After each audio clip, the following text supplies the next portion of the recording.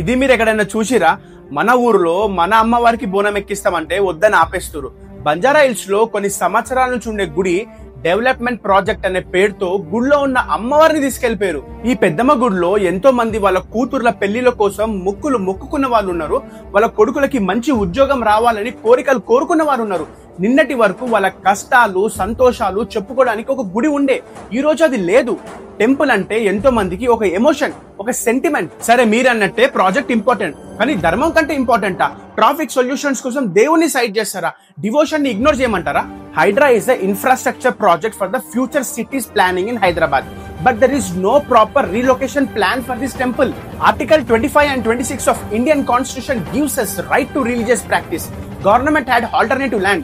But why not there is no rebuild plan? Government ని develop చేయండి, కానీ culture ని డిస్టర్బ్ చేయకండి. ఒక హైవేస్ కోసమో ఒక ఫ్లైఓవర్స్ కోసమో గుడిలో ఉన్న దేవుని మర్చిపోవడం కరెక్ట్ కాదు. ఇది మన హైదరాబాద్.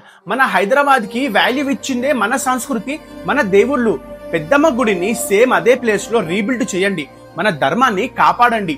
జై పెద్దమ్మ తల్లి, జై శ్రీరామ్.